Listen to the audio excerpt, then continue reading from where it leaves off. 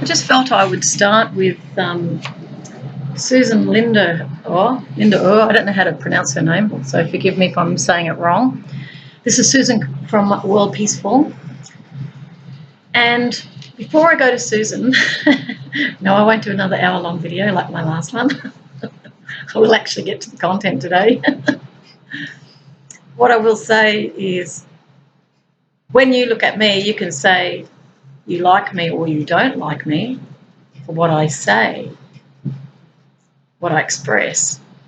And what I would say to you is your opinion of me has nothing to do with me, whether you like me or not.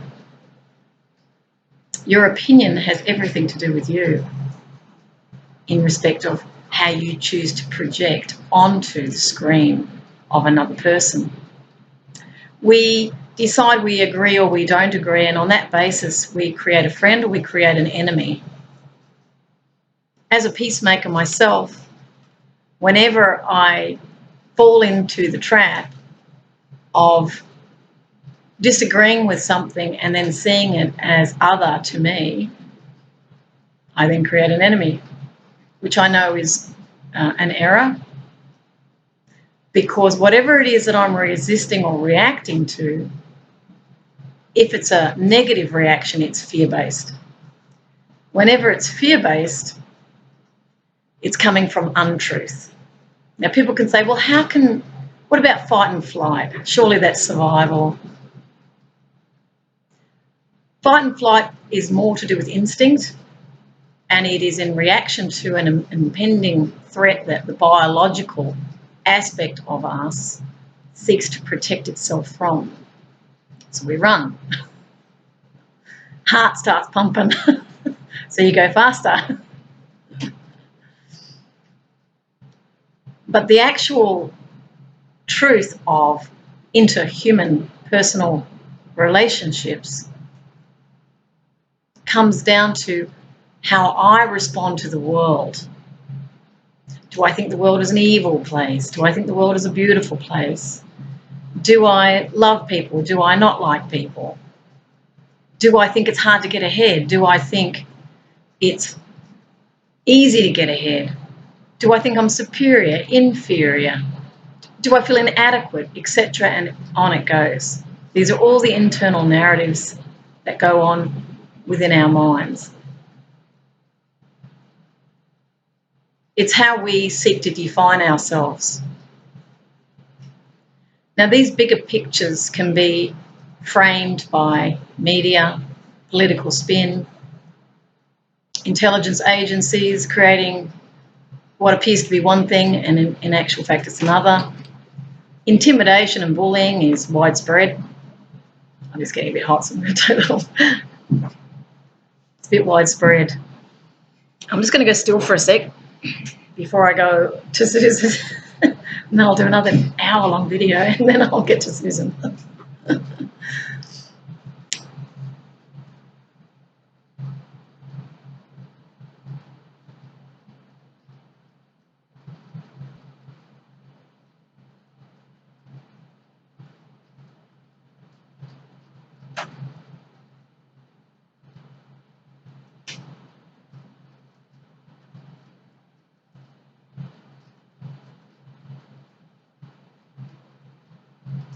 Games without frontiers, war without tears. These are all war games. And there's no tears in the parties that are creating it because they're in massive denial about what they do.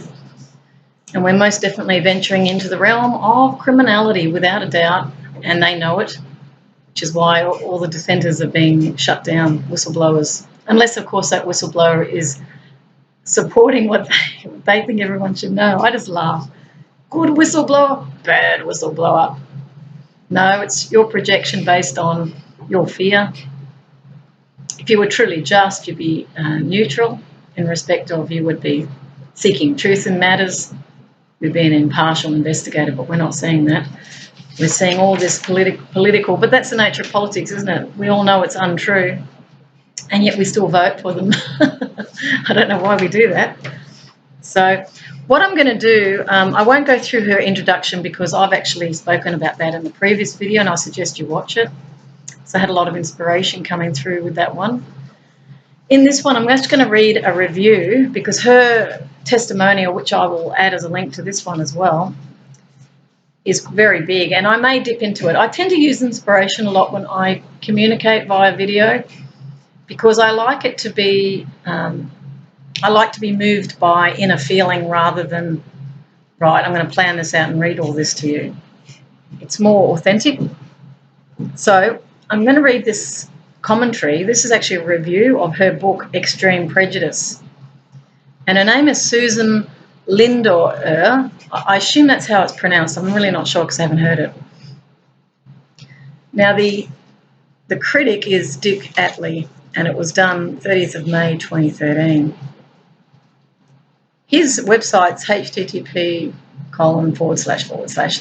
Atley, ATLEE.com/issues/911/extreme_prejudice.html. I don't know why I needed to do that. I should just really attach it. Apologies. Extreme prejudice as a military intelligence term refers to a person marked for destruction. Our usage not inappropriate here. I am going to go through this and at times pause because I'm going to get inner feelings about it. I haven't read it all properly yet, but I just know intuitively it's fine. Extreme prejudice. Okay, it means that that person is prejudicial against the standard line that they're all believing. You become a traitor when you move from the narrative. When you've been programmed, you are fighting for X, you are fighting for Y, you are fighting for Z. You are with us, not against us. Extreme prejudice is someone who's very dangerous because they are coming out completely against the contrived narrative. Now, if they are marked for destruction, that's murder. That's murder in civil criminal law. Susan Lindauer, the second cousin and eventual victim of George W. Bush as Chief of Staff Andrew Card and others, is an anti-war and anti-Iraq sanctions activist. Oh, well, that's not going to put her in good stead. They're not into anti-war activists. But she was also the backdoor intelligence asset for the US government under handlers from the CIA and Defense Intelligence Agency for communication with the Libyan government regarding the Lockerbie plane bombing. This author has got in brackets, they didn't do it. He's talking about the Libyans. And with the Iraqi government in the year prior to 9/11 and in the lead up to the Iraq war. She has come to the intelligence community's attention for having earlier passed on a warning, unheeded, about the 1993 World Trade Center bombing. Interesting. What's funny, she's come to the intelligence community's attention. She's one of their assets. She's under constant surveillance. This might take a little bit of time because I'm feeling to go inward with this a bit. So please be patient in the way that I deliver this, because I do it differently.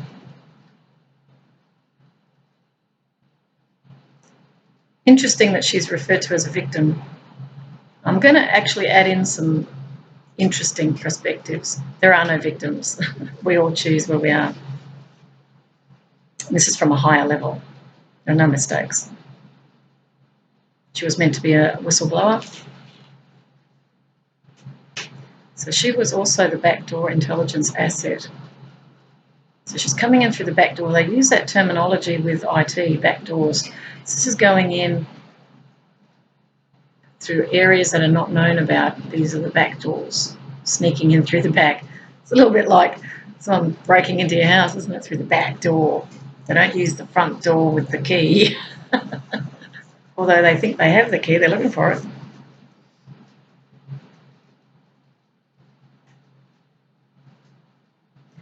So she was not listened to in respect of the 1993 World Trade Center bombing. That in itself is Very interesting. Throughout 2001, she personally communicated to the Bush administration a series of increasingly specific and frantic intelligence warnings about an impending attack in New York City involving hijacked airplanes and the World Trade Center. She was also the backdoor negotiator with the Iraqi regime over WMDs, which is weapons of mass destruction, and had managed to obtain Iraq agreement with all US demands. Scott Ritter also confirms this as well. They were cooperative. Only to have that agreement ignored and suppressed by the administration's intent on war. Again, just bringing in Scott Ritter because I met him and he gave a speech here in Melbourne. He actually states the same thing. This is what we would call corroborative evidence.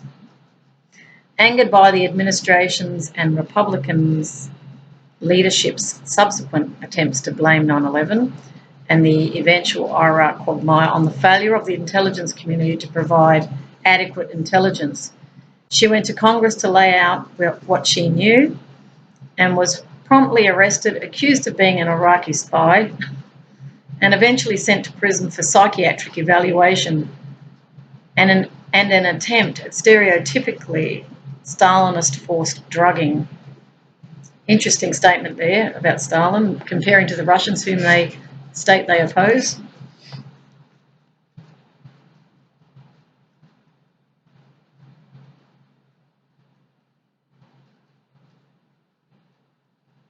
So what she's saying there is that they were seeking to blame 9/11 on the failure of the intelligence community. So setting up the intelligence community. So you all might want to have a listen to that.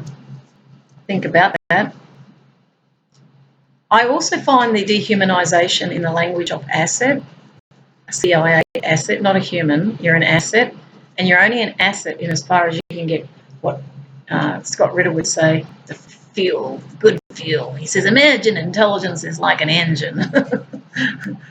And the information is the fuel. We want the good fuel. We don't want contaminated fuel. I hope you forgive me for my pathetic attempt at an American accent. But I could hear him speaking. It was very funny. He was a very good orator, I might add. So, CIA asset. Not a human, she's an asset. She's worth something given the information she's bringing that's untainted. And the better the intelligence operative in respect of ensuring the information they gather is of some value to the administration. It may not be to the country, it may not be to national security, but it could be to the interests of those in power. So the fact that she brings this information, she talks to Congress and then is arrested straight away. What did the other congressmen and women think of what happened to her after she gave her testimonial to the Congress? That would be my question. Why was there not any sort of backlash about the consequence of her testimony or any questions raised that it's highly suspicious that a CIA supposed asset who has revealed important testimony is then arrested and accused of being an Iraqi spy? Something wrong in the Congress there. And then she was eventually sent to prison for psychiatric evaluation. Well, yeah, anyone that speaks the truth needs to have their head read. You'd have to be crazy, they would say, wouldn't they? Those aren't just throwaway lines, meaning you're going to have a consequence if you speak truth to power. And I've been told the same thing, but you know what? I would rather have a consequence than say nothing knowing something is going to harm people. And I think the ignorance is part of the problem for society in that we don't know enough, and the media has certainly let us down in not informing us appropriately. And that's not to disparage the very, very good investigative journalists who do actually bring information out, but they're few and far between if we look at the media as a collective. Most of them are commercial interests, and whenever business is in there, they are interested in appeasing rather than revealing truth, unless there's money attached to it, which I think is one of the failings of our system.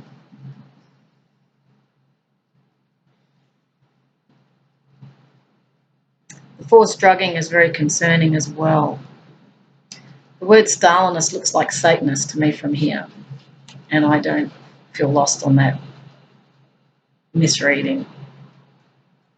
He goes on to say, Extreme Prejudice is the story of the events involved in the role she played prior to her arrest and the ghastly Kafka-esque story of the years of torment that followed, orchestrated by the Patriot Act and the judicial system corruption and fraud it has facilitated.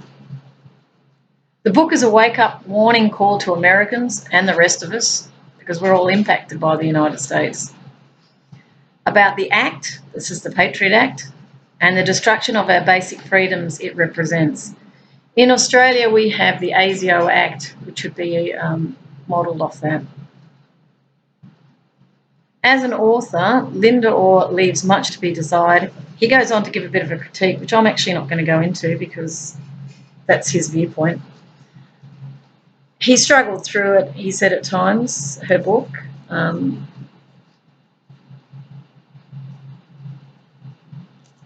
And he makes a quick comment about the Patriot Act.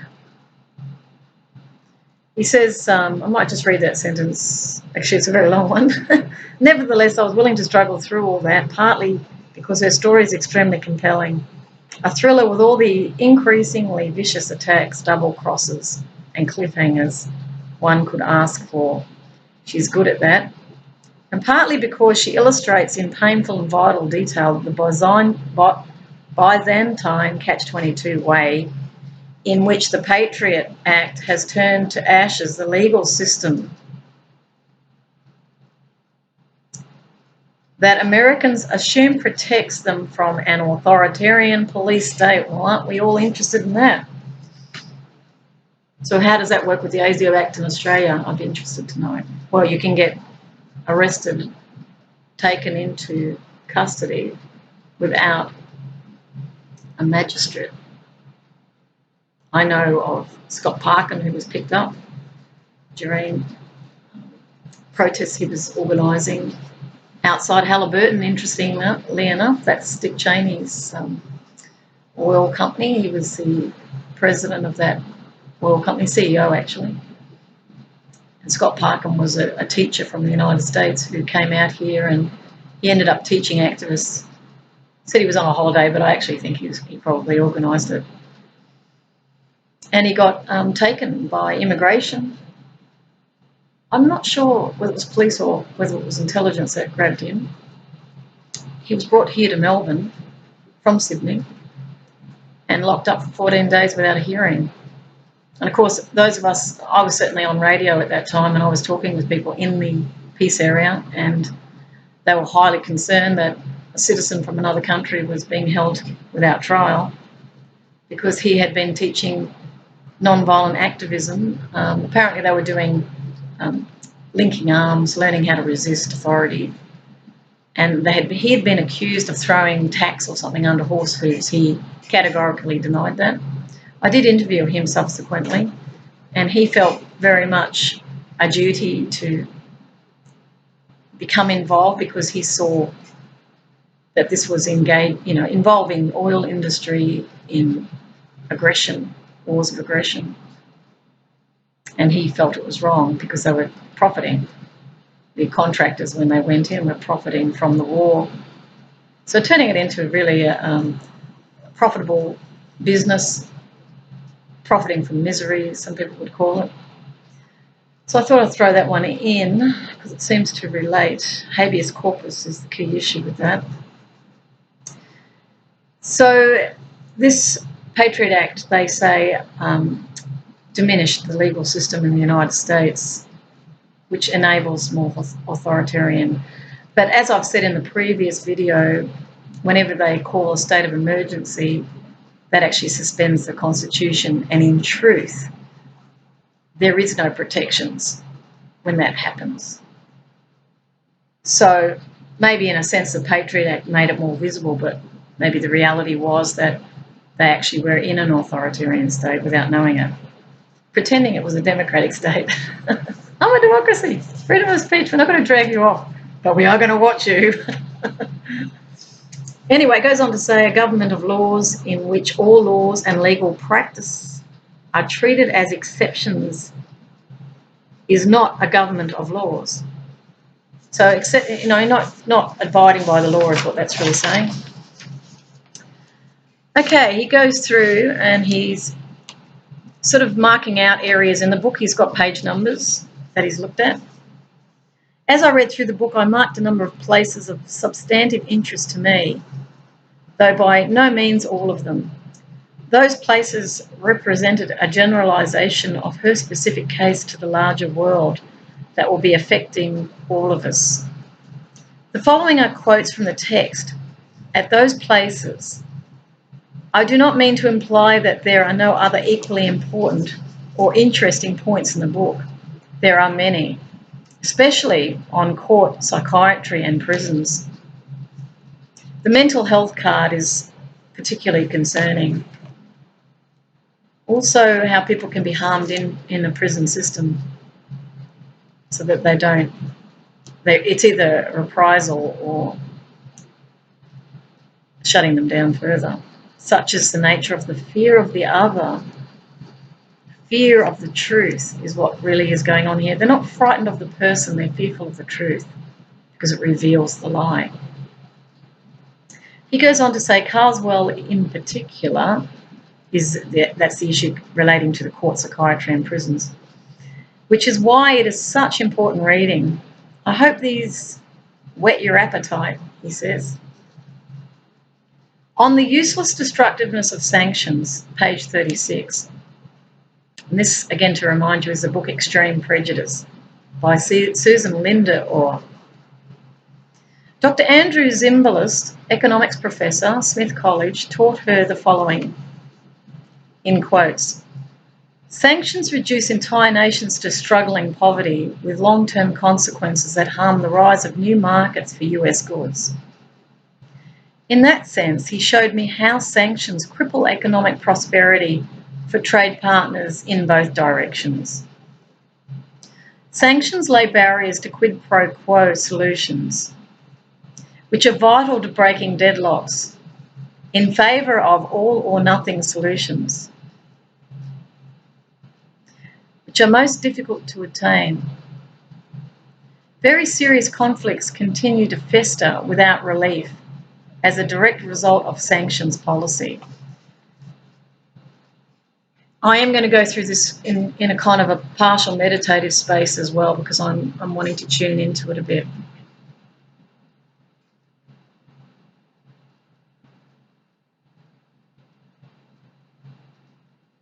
So punishing the people through sanctions, because the people are the ones on the ground who suffer and the poor are the ones who suffer the most. That's happened in Palestine too. There were blockades, I remember. I knew some people who went on it.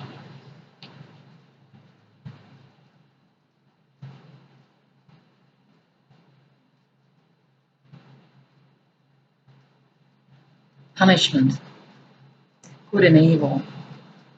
There's religious tonality to that. Even though it's framed within economic contexts, underneath it, it has religious context, punishment. It's mass collective punishment to force the leader to capitulate, make them suffer to the point where they are, and that's the nature of power actually. Power is going to hurt you, harm you, make it hard for you, make you suffer so that you capitulate. It wins, you lose. The win-lose is a never-ending losing paradigm, because always someone loses, then someone has to win, and then another case of bullying, another case of victimising, another case of, spiralling diminishment of prosperity for all. It also increases distrust. I'm just going down to the ground level now, ground zero. Children die because they don't get the basics that they need. Those on medications die who have vital medications. I remember Cuba, when it was confronted with sanctions, they actually created their own energy. they worked more together and they lived closer to home. They worked and lived closer to home, so they didn't have to expend a lot of energy. They had an energy embargo. I remember that, and they started to work on generators in hospitals and things like that. Self-sufficiency became an outcome from externally imposed sanctions, and I guess what it could also raise for countries to consider is to become more self-reliant. So globalisation has been the catch cry of expanding the pie, if you like, globally. It's pretty much the domain of multinational companies. The smaller companies, medium-sized, they can benefit through the internet in that they can access global markets more easily through IT. But ultimately it was reflective of the transnational companies, multinationals they're called, straddling countries, building componentry from a whole range of countries, so they spread the risk. They also had cheaper componentry coming from third world countries where they pay them $1 a day. So it was a way of competing through economies of scale. Economies of scale, for those who don't know, is really the price comes down, and the larger the operation, bigger the manufacturing process. You might have sister companies that you trade with, internal trading, internal profiting. You might own the whole channel, the whole marketing channel, from raw materials right through to retail, and that way you can control all the costings throughout that process. So multinational companies are very well organised. They also, because they're big, and this is where the distortion in economics comes, we get disproportionate power through size. They can destroy competition, particularly medium to small size competition and other multinationals, by channel strategies where they might actually run an operation at a loss in order to win the market. So they get market share. Now, another company, if it's a smaller company, there's no way it can compete because it doesn't have the buying power to buy large volume to get it at a cheaper price. And this is how the big companies have much more advantage over the small. They end up with political influence. So there's a lot of inequality amongst business as well. So when I talk about business, I'm really talking predominantly about big business. I'm not talking about medium to small size businesses, which is typically more in balance with the society's demand and supply needs. And they typically, not always, but they typically operate within that country. These days there is a lot more import because cheaper materials can be purchased in other countries. That's called comparative advantage in economics. So this is spinning off from trade sanctions, where a country is exposed to external trade was the reason I went into that narrative. So that country might be dependent on various raw materials from various countries, or it could be produced, manufactured products that they feel are vital. It could be tooling for machinery. It could be energy. It could be food. If they are a country that doesn't have much agriculture, then they can be cut off. And those trade sanctions would definitely be targeting areas where it will hurt them the most. So it could be medication. So people start dying. It creates civil unrest. So this is where an external policy is quite violent in a covert bullying way. So it's undermining the economic structure of that country in order to weaken its resistance against control. And of course, we're seeing that today in other ways. I'm really starting to get it now. It's like, oh, okay, that's how that works. So it's really just about control and power. Okay, let's move on from that. Sanctions. So he goes on to talk about the Patriot Act's suppression of dissent rather than terrorism. Well, that's got to be a statement read again. On the Patriot Act's suppression of dissent, which is a challenge to power, rather than terrorism, page 199. At first blush, invoking the Patriot Act contradicted its objectives. However, on closer examination, prosecuting political defendants like me leverages the law to its most logical purpose. The Act creates a legal framework to interrupt individual questioning of the government in power. The Patriot Act equates terrorism with any civil disobedience that challenges government policy. I didn't know that. See, I'm reading this for the first time. I'm sharing my surprise with you. I'm not really that surprised, to be honest, because I'm realising that any sort of controversial contention, difference of opinion is now being perceived as a threat.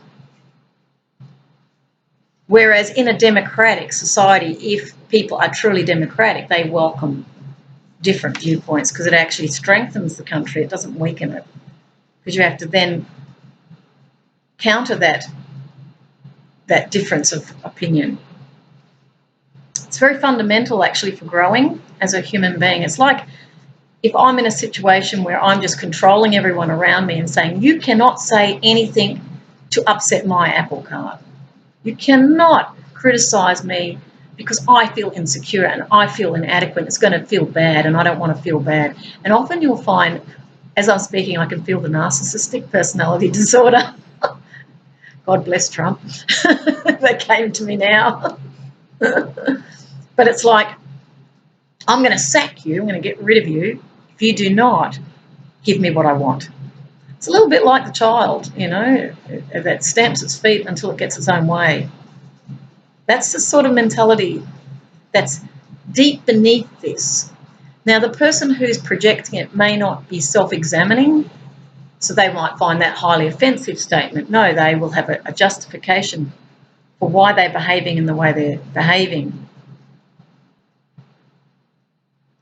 But what I can say to you is that when you get used to being critiqued, and if you have been trained, if you've got skills on how to greet or meet with a difference of opinion without hating that other, conflict resolution, we're taught not to hate the other but to solve the problem, to come hard on a problem, but to not hate people. And certainly in the more spiritual, metaphysical area, all critique is welcomed as a reflection of who you are, in the sense that if it evokes a corresponding negative response, it means something within you agrees with that. Could be about powerlessness, for example. Someone puts you down, and on some level you're agreeing with it, and then you feel like you're less. But because people are mostly unconscious, they don't know that what's being mirrored to them, and they're agreeing with it on a deep level, even though they're fighting against it. You tend to fight more vehemently against something that's triggering pain within you or triggering a reaction. You won't have the reaction if it really doesn't affect you. So someone can criticise you and you could sit there quite peacefully and just look at them believing their own story without any reaction. That's mastery, and I've talked about mastery in leadership. So for those who are leaders who might be watching this at some point in the future, it's all very well to frame oneself as a leader. Anyone can force people to do what you want when you've got money, because they'll take the money and they'll just do it. But to be a self-master is a whole nother matter. That means you have to examine you. It's not about discipline, it's about self-awareness, to know thyself. So if we're seeing policy turning into a Patriot Act, for example, that sees civil disobedience where people are speaking up because they think something is not right, like a war is not right. They're seeing innocent civilians being murdered because we're bringing war into civilian areas now and people are relating to it. That could be me. They are also very concerned at the violence that's been projected through military hardware. So they then become categorised as civil disobedience, non-violence, because they're not fighting with a gun. And it's seen as the enemy. Intelligence agencies are predominantly ex-military, so they have the mindset of the enemy, not problem-solving, conflict-resolving mindset. So they then would see any sort of gathering as a possible threat to the government, and they want to make sure that people are too frightened to do something about it. So intimidation. There's more weaponry being available now that can actually stun people, and this is weaponry that you can't see. It's very concerning where we're going, but I guess we've got to go this distance because there's no checks and balances, and this is where people are going. So the public become the enemy is the point being raised here. He goes on to say that both are cast in the category of sedition. Using that line of reasoning, the Patriot Act applies the same tools to smash political dissension that Congress intended to interrupt the workings of terrorist cells. I'll just state this is actually Susan's words, not his. I'm just realising. We heard the word sedition used here. We have the 1919 sedition laws here in Australia, and that was definitely brought out. They were seeing it like an overthrowing of the government, any threat to the government. So it's reflective of government's fear.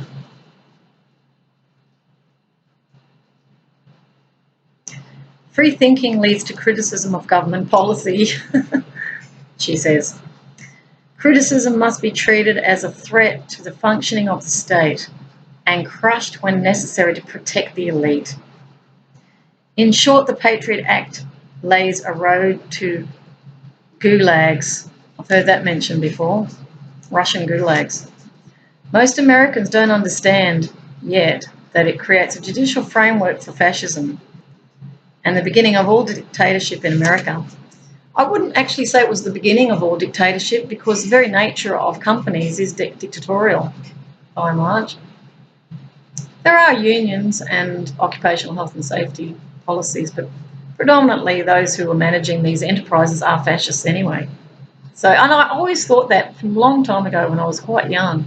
I remember thinking, why is democracy just outside the doors, but inside the doors we've got to do as we're told? Because he's giving me some plastic. Well, it was paper in those days. So I have to leave my rights to the side because this person's paying me to do something they want. It's got nothing to do with me. See, democracy didn't exist in the workplace. They tried to bring in industrial democracy, but it was, it didn't work because those in power didn't want it.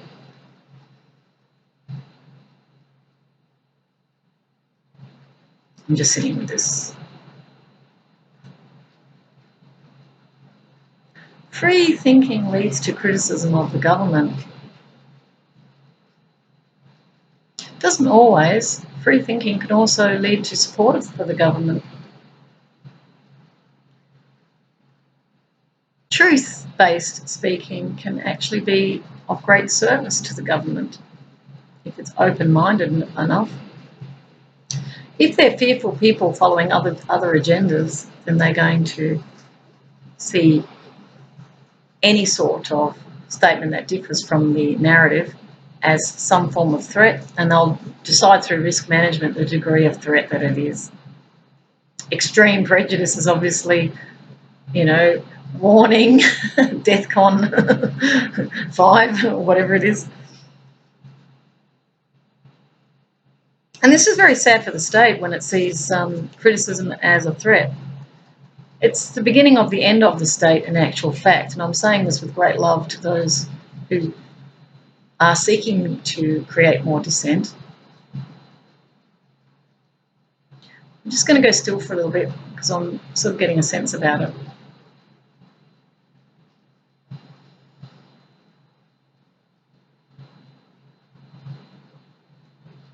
Yeah, it's interesting. The words "I'm not good enough" come to my mind, and what I'm really drilling down into is those leaders, how they really feel about who they are and why they're in power, what attracted them to power in the first place. They have a sense of inadequacy, some of them, and criticism can only become painful, as I said earlier, when you agree on some level. So if people are, for example, our government's being heavily criticised with climate change, and it's not uncommon knowledge that the energy industry here has power, because the economic export income, if you like, was generated primarily through commodities here in Australia. So coal mining, wheat, sheep, the farm type scenario. We've got one of the world's biggest uranium mines, sadly, here. So from the point of view of those in government, the energy industry, in the case of Australia in raw form, because it's being exported out as coal, or it's been utilised within electricity generation, is seen as vital from an economics point of view. From a climate point of view, and this is where the clash of civilisations comes to a head, they see the burning of coal power obviously pumping CO2 into the atmosphere. They see it as dirty. They did try to call it clean coal, but that didn't really wash. Even if they wash the coal, it's not clean. I've written one of my poems about coal being the liver, because I saw that in the poetry. It's like a liver cleansing. It cleans the layers beneath that coal seam, because the water penetrates through the coal and it's like a filter.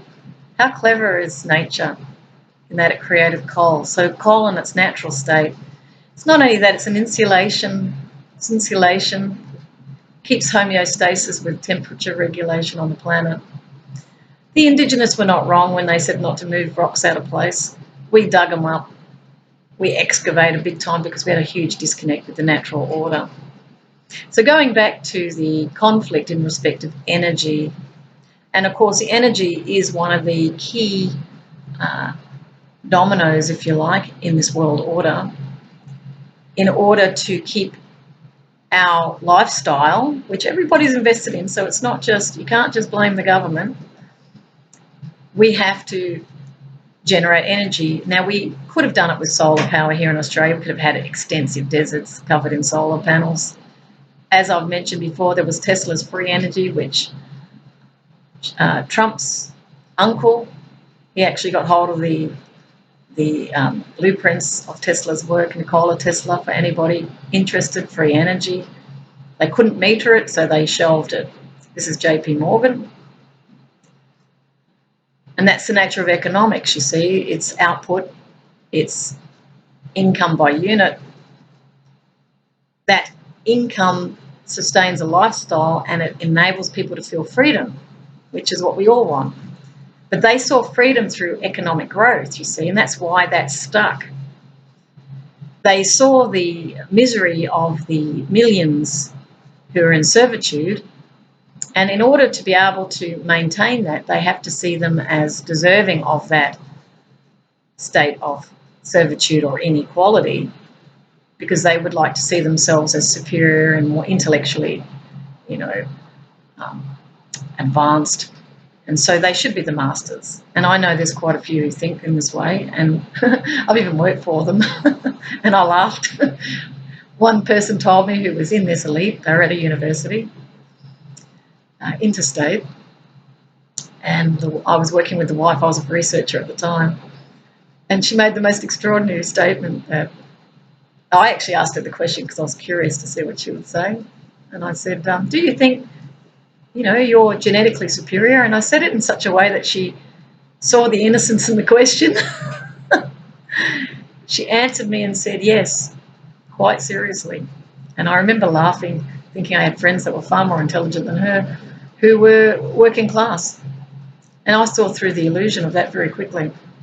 I've met very many intelligent people who are intelligent in lots of ways. It's not just academic intelligence. Some are intelligent with their hands.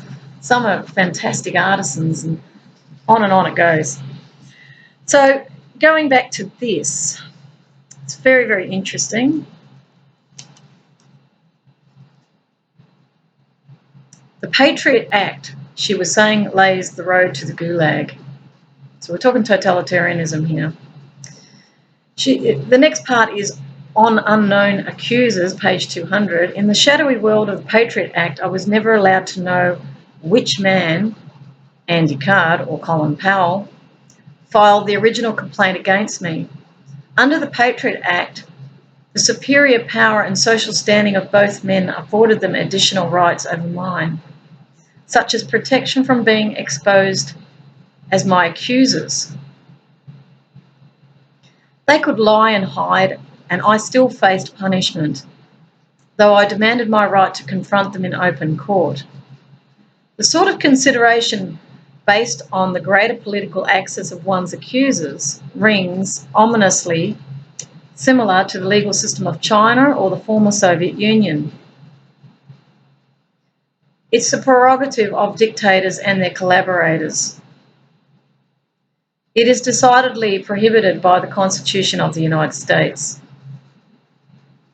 In 5 years of indictment, my legal team was never allowed to read a single one of the FBI witness interviews or grand jury statements. Well, there's a setup for you. Under the Patriot Act, we had to take the Justice Department's word for everything. The grand jury essentially functioned as a star chamber.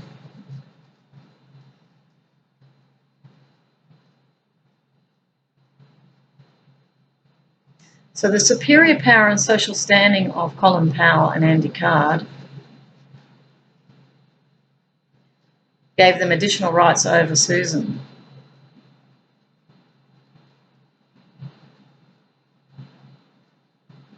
So they were behind that facade, and they could do whatever they wanted.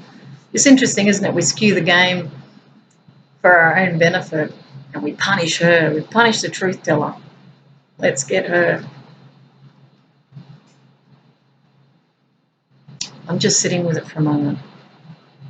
So the Patriot Act dismantled evidence base, rule of law, justice, neutrality, fairness, because power is about winning. It's not about sharing the power. That's the weakness in it, and that's why corruption happens. The next section is on the Patriot Act's utter relentless Kafkaesqueness, page 204. Secret charges and secret evidence. This is your star chamber. My case shone a clear light on how the Patriot Act damages essential protections in a courtroom, regardless of the US Constitution. Courtroom proceedings were scattered with secret evidence and secret testimony. I lost the right to face my accusers at a public trial or hearing. I know that feeling. Most offensive of all, the indictment contained 2 secret charges that illustrate the real dangers and abuses of the Patriot Act. My attorney and I were given the dates that the 2 offences allegedly occurred, one on October 14, 1999, a very specific date, almost 5 years before my indictment. The other approximately October 2001.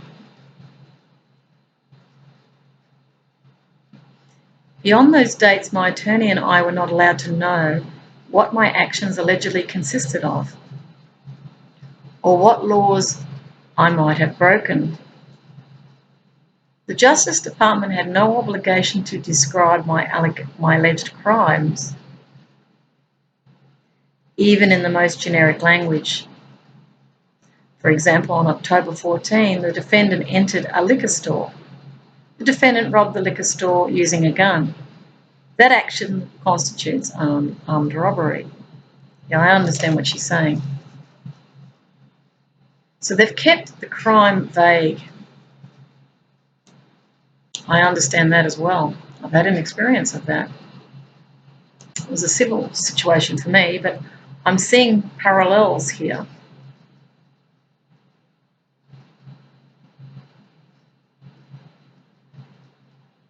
Because if you stipulate the exact nature of the accusation with fact, then you have to prove that fact because you're bringing the allegation against someone.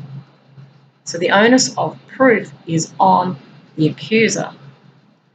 So if they make it vague, it's clearly about smearing, and that would be part of the logic of smearing someone in a way that it's vague enough so they don't get caught out in a lie, but it's strong enough to stick. So it's the art of deception is what we're dealing with here.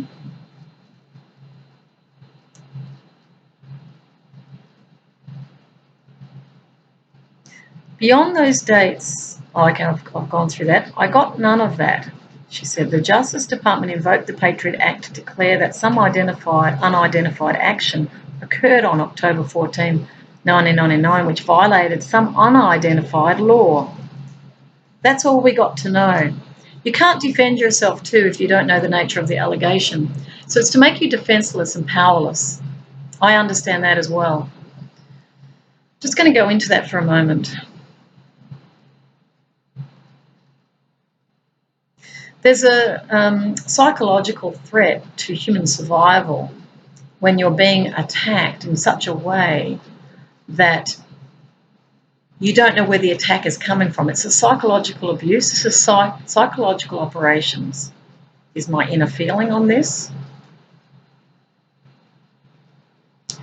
It works on the psyche, and the idea there is to break down your ability to defend yourself.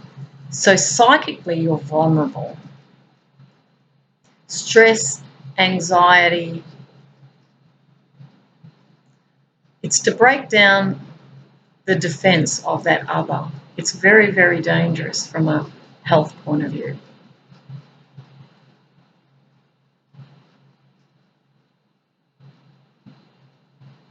Particularly with people who know the truth of a matter. It's to put them in a position where they can't defend.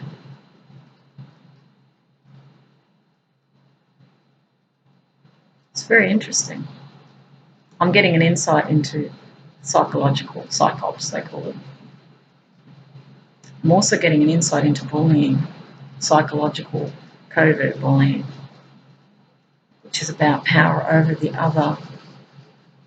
It's to take their power. It's the very nature of the actual system we find ourselves in, which is why many people feel powerless. There have been structures put in place that render us feeling we have no say or we have no way to assert our truth. So it's a power imbalance. The Justice Department was quick to inform the court, however, that conviction of either of those secret charges would catch me 5 years in federal prison. So she's criminalised. If that was not Kafkaesque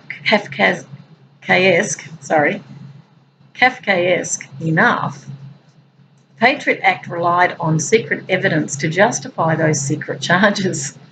Secrecy is repugnant, was what JFK said. That's John F. Kennedy.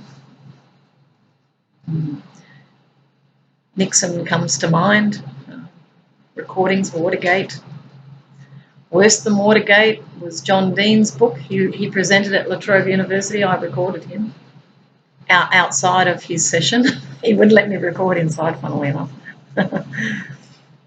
So secrecy is the big issue there. Keep it secret is a strategy. Don't have it aired to the public. Ensure that it is away from public scrutiny. This is when you're engaged in a crime. Quite literally, the prosecution had the right to ask a jury to convict me of secret charges without revealing any evidence whatsoever that the alleged criminal misdeeds even occurred. The prosecution had no obligation to provide a shred of evidence that I engaged in the actions, let alone demonstrate why they rose to a level of criminal behaviour that deserved prison time.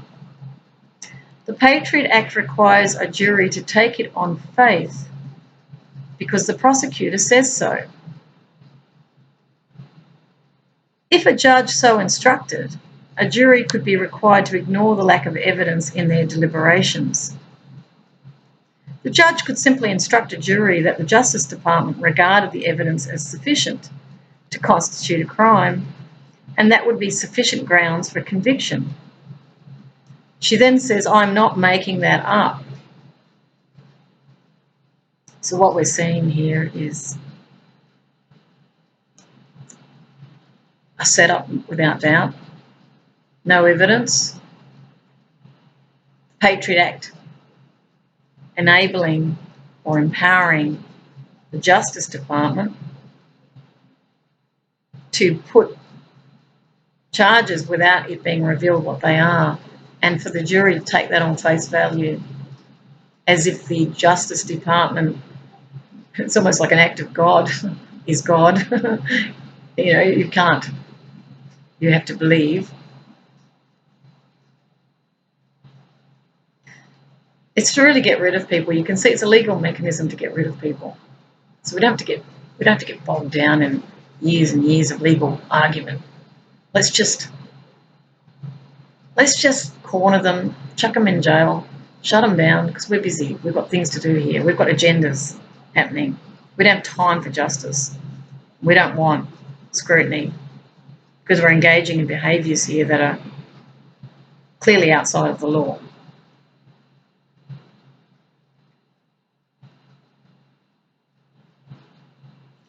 So it's guilty before proven innocent. And it's not even a BB. It's not even before proven innocent. You're never going to be proven innocent. Although in her case, her innocence is coming out now that she's able to speak. But she had to go through that process of being pretty much gagged.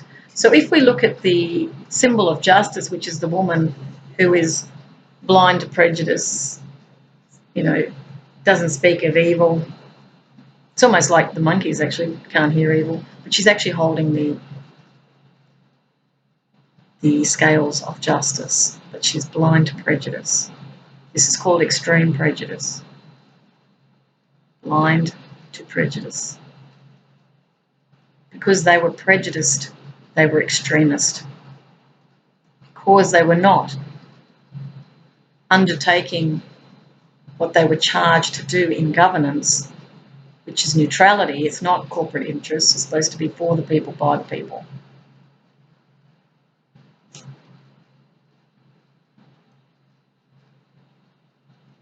And it's interesting that she's a woman too. I always find it interesting because the women often are the ones who will speak up.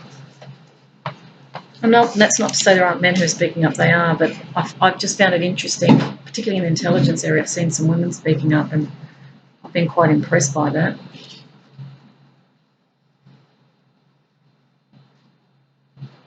She goes on to say, most ominously, evidence that might exonerate me of the charges could be ruled secret and classified, and therefore inadmissible as well. My attorney and I would be prohibited from knowing of its existence. It remained to be seen whether the court would allow us to present sensitive information to a jury. If we located it on our own, evidence seized from my own home, which belonged to me, got blacked out and redacted, sometimes absurdly too. So in other words, she's saying there was some strange things they redacted. I was thinking about redacting this morning because I had one of my reports was redacted. I put into an inquiry.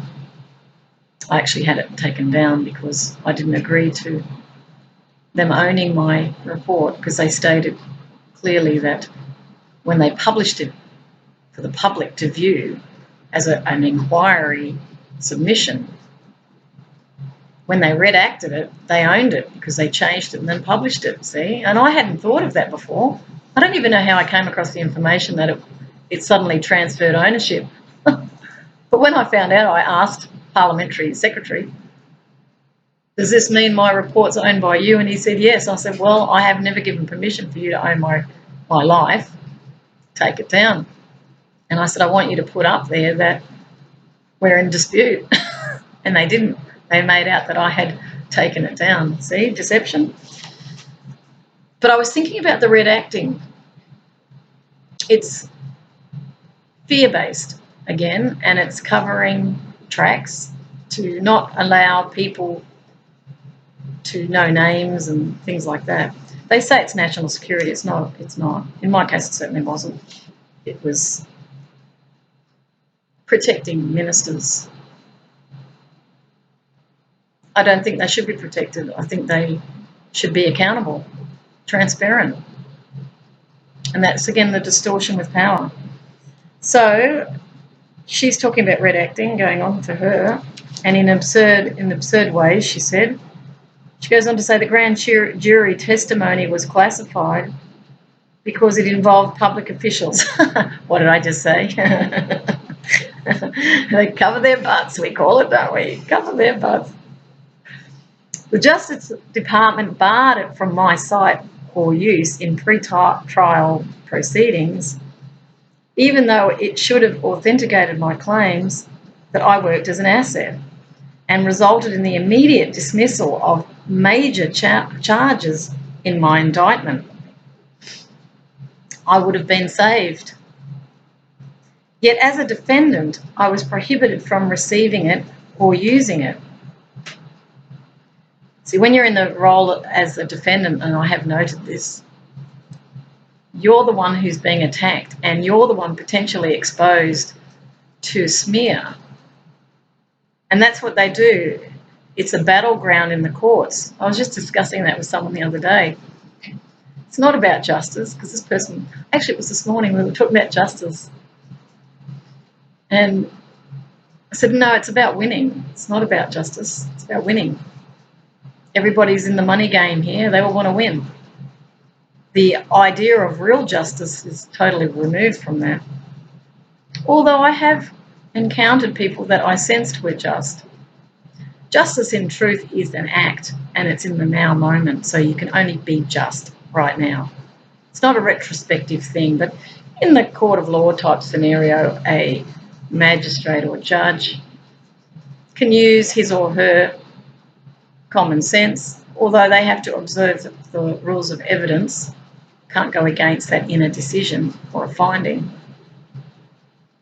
However, their prejudices and biases can undermine the other party and can change the outcome. So things are not always as they seem.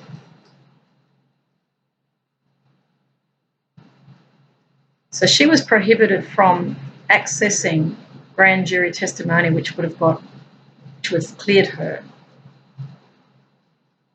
And she was in the role of the defendant, having to defend against allegations. She says, stacking the deck against me even more. This is a setup. Patriot Act authorised the prosecutor to submit papers in camera to the court for the judge's eyes only. That's outrageous. Patriot Act. Let's look at that, examine that. Patriot. What is a patriot? It's what Americans do this. I'm a patriot. We Australians, I was going to say sadly, but I don't know. I think most Australians would be sad about it. They're not patriots. Well, I've seen a few flags flapping around, and I look at it quizzically because we're really not nationalistic here. Although that could get whipped up if we're under threat, raise the flag. Which flag I'm not sure we'll be raising. Probably not our own. Have to laugh. So patriot, I just want to go into patriot. Rot, I saw rot in it. It's rotting. Patriotism is being dismantled. It means I have an allegiance to the flag. I'm a patriot. We as a nation, the things that held us all together, the flag is the symbol. I always think of the castle, not the castle, it was something like the castle. Robert Redford. He was in a prison and he talked about the flag being the centrifugal symbol that pulls it together as a nation state, let's say, or an army. They fly the flag. Patriotism. I am an American, they would say. Americans are very patriotic. Certainly it's put out there. They are very patriotic. I felt that when I was in the States. Because of their economic wealth, there is an attitude of, with love and peace I send this, superiority, definitely. Because of the movies, because of economics, standing on the world stage. There was, at a certain point in the past, probably prior to the Bush family, there was some sense of global respect. I'm just sitting with it for a moment. Nationalism. It separates people on the basis of nationality. Like I say, I'm Australian, but this country was inhabited by Indigenous people for 50,000 years. We've only been here a couple of hundred and we say we're Australian. I was born here, so that's all I've known. So in that sense I am, but if we're talking about the land itself and the inhabitants on it, they didn't look like me. They were incredible. I've always looked at the Indigenous here as the most extraordinary people. You can see they are the oldest people on the planet. I actually said to an Indigenous guy in a museum many years ago, I said, we'll be coming to you in the future, asking you how to survive. I think that's very true. So the flag and nationalism, the anthem is very important. Da, na, na, na, na, na, na, na. They were singing it this morning. It's the Australian National Anthem's theme sound. See, I can't remember the words. Most Australians can't, even though I've typed it up quite a few times. Advance Australia Fair is our national anthem. For we are young and free. You see? And we all do it. Suddenly we'll go, la, la, la, la. Because the words have no meaning for us. Girt by sea. Well, yeah, we don't even use the word girt. Our land is girt by sea. Talk about nations, soils, toils. We are young and free. Well, no, we're actually aging now. Young nation, a couple of hundred years old, but we're not really because it's 50,000 years old. It's an ancient nation in actual fact. But the nation, which has come from Europe, is young. So that excludes the ones who are here longer. Australians are not particularly nationalistic because we don't have a huge history, and there's always been that rebellious streak here in Australia. We're not really we don't sort of see the emperor and think or bow. We wouldn't be doing that. There's more of a larrikin streak. It's still here. People are still larrikins. They might be stressed and busy, but there is an attitude. We laugh a lot at our leaders. Sometimes we laugh in a way that we in full disbelief, but that's okay. That's the nature of it. So patriotism, Patriot Act, it's acting out a patriot. It's acting. So the patriotism they're protecting through the Patriot Act is the allegiance to the flag, which is militarism. She was bringing out truths with the World Trade Center bombing in 9/11 that would dismantle, if you like, the narrative, the official narrative, which was to create these threats in order to justify a militarization. So she becomes the enemy because the mentality that's looking at her sees you're either with us or against us.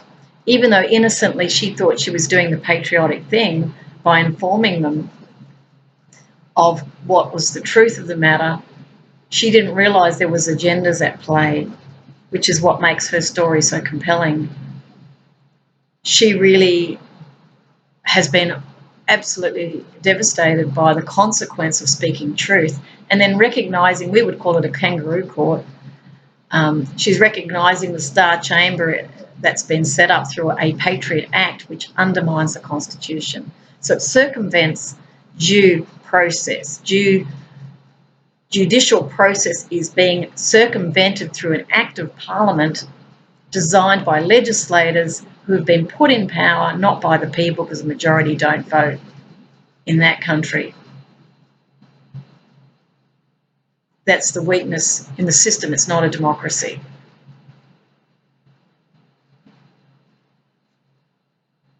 She wasn't informed. She didn't know, but she does now, and she's informing others.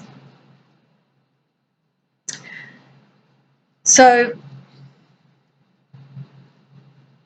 she goes on to say,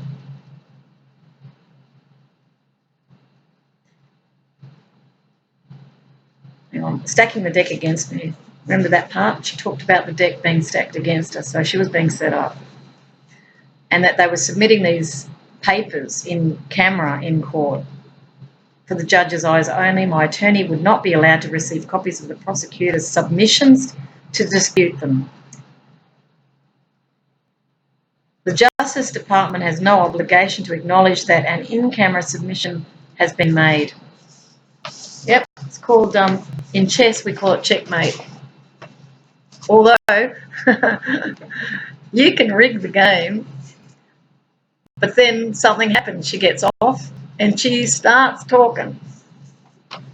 What do you do about that? See, I'm reading this now, so wasn't it a good thing that she experienced what she did in court? It revealed to her the truth, and that's a far better thing to know. The truth doesn't necessarily mean it has to come out in court. It's really about the recognition of this is the way the system works. I much prefer the truth than to win, because I'm interested and looking for the truth. I don't care if I lose. I'm going to work really hard to find the truth of it, because I'm a peacemaker and I need to know why people are being harmed. I need to look into the other party to understand what motivates them to act in this way. What is it that they fear so much that they would set up an innocent person?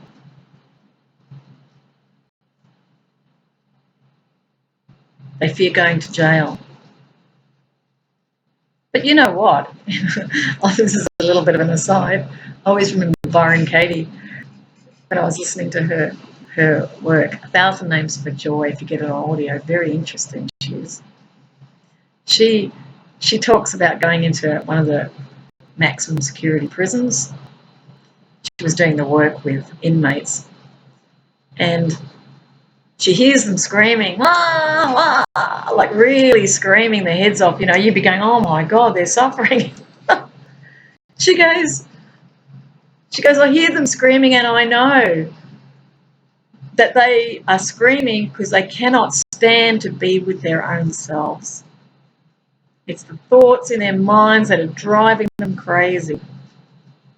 Screaming. See, what the work is about is resistance. It's really a truism to say resistance is useless.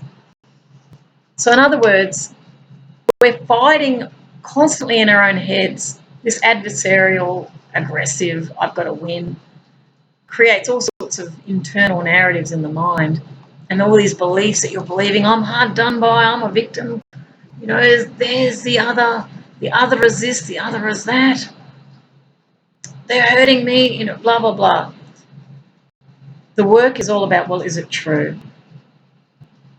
Is it true that you shouldn't be in jail when you're in jail? What is the reality? Now, she talks about reality as the moment of now. Eckhart Tolle talks about the now moment too. It's like, this is, for me, right now, I'm sitting here doing a video.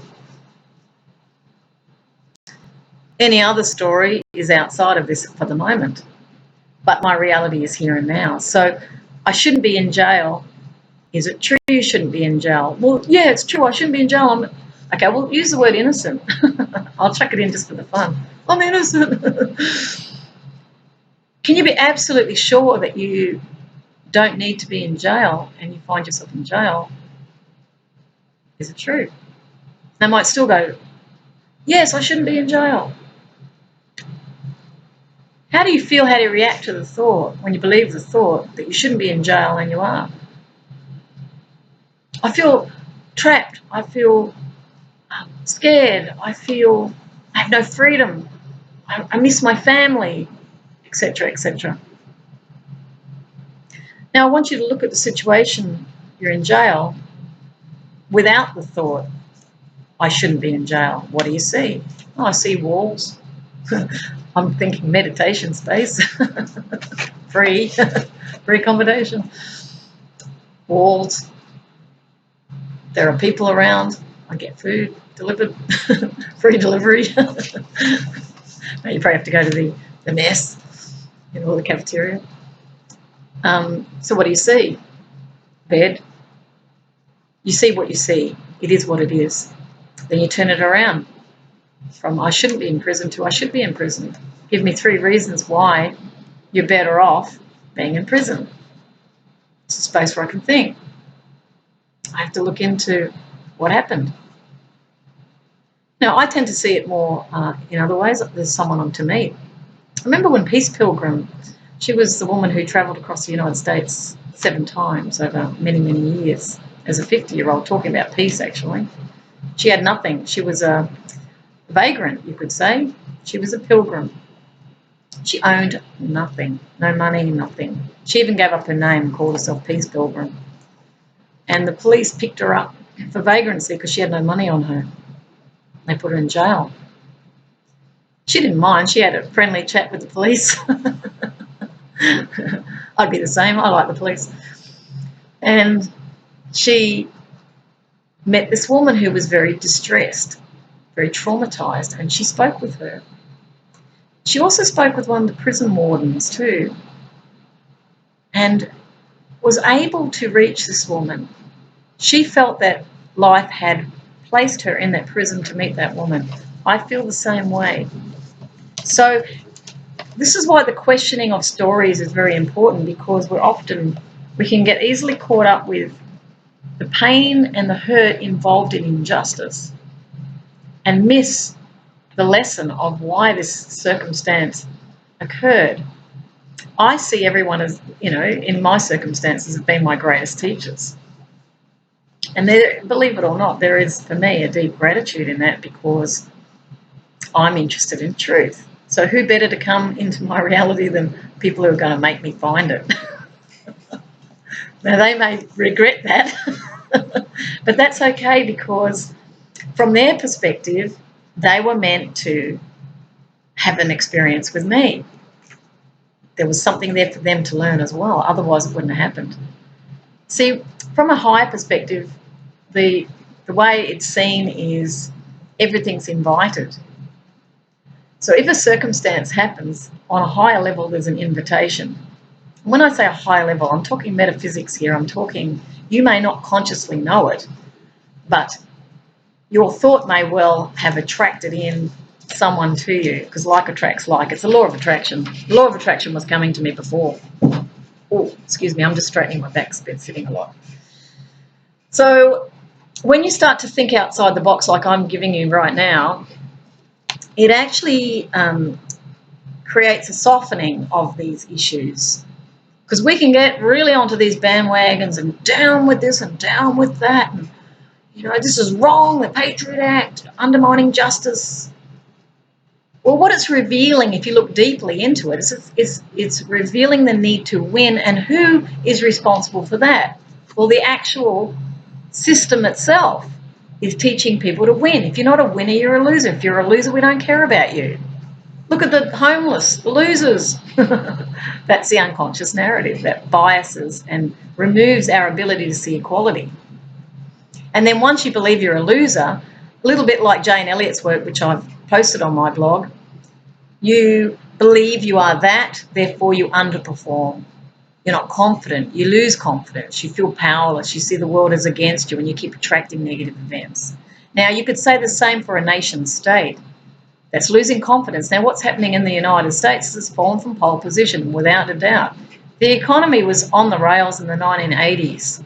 So, we're in 2019. It's been on the rails for like 40 years. And when I say that, I mean it bankrupted itself. So how is it maintaining its lifestyle debt? Who's lending the money? There's your answer. There's lots of answers in the money lenders. It always comes back to the good old money lenders. However, they themselves too are teachers because of the scenarios that are being set up. You keep digging and if you're after truth, that is, and you'll start to recognise how it's playing out. So she's seeing that legislation is being created or crafted in order to protect the state from whistleblowers. Secret evidence, secret courts, star chambers to ensure an outcome is certain. When they feel certainty in the outcome, they breathe relief. These are the ones who are engaging in crimes, and they are. They feel relief, they feel safe, because they're actually quite fearful people themselves. And they have to justify being willing to allow an innocent person to go to jail, which they're prepared to do because of there's too much riding on it.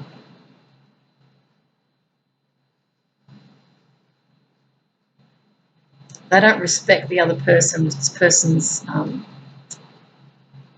not worth anything. An asset. See the dehumanised language? So Susan is not seen as a person with a life, with a partner, with value.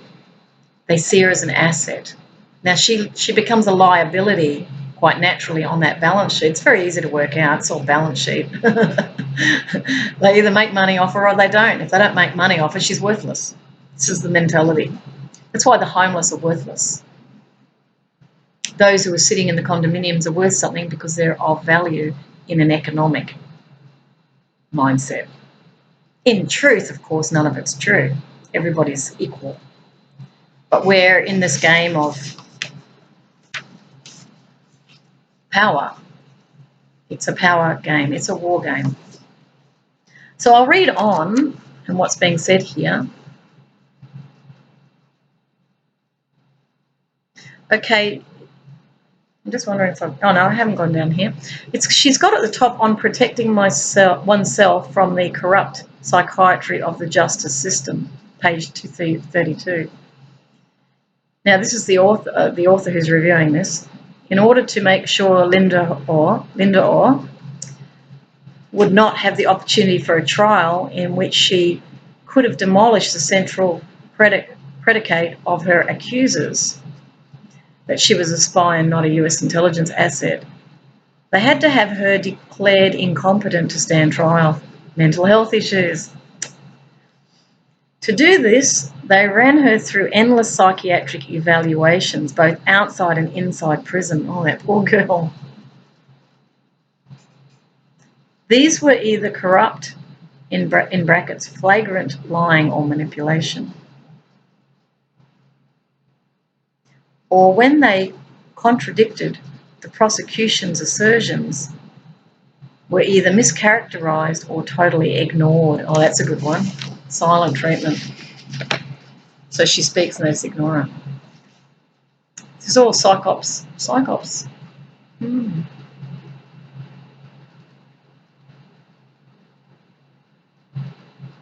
They're messing with my mind. So in quotes here, she says, alas, one crucial mistake would cost me everything. I trusted the integrity of psychiatry. I did not understand the corrupt practice of psychiatry in the courtroom. Combating psychiatry in the courtroom. Learn from my mistakes, people, and remember these few tips. These suggestions might save your freedom and your reputation someday. If only somebody had warned me, I could have protected myself. These simple rules apply to everything from criminal cases to custody battles. Rule number 1, never do a psych evaluation on an empty stomach. or if you're tired, because you want to hurry it up. Now, rule number 2, always take a tape recorder.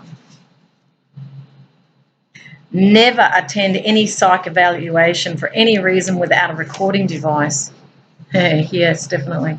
My case is littered with examples of psychotic shrinks inventing things.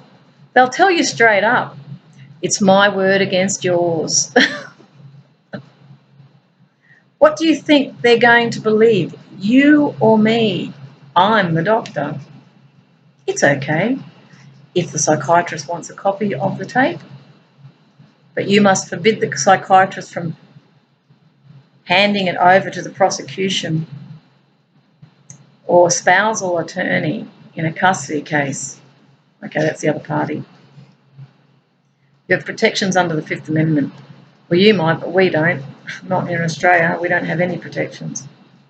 Specify on tape at the start of the interview that you would appeal to the higher courts to stop prosecution from violating your rights against making forced statements to your surrogates.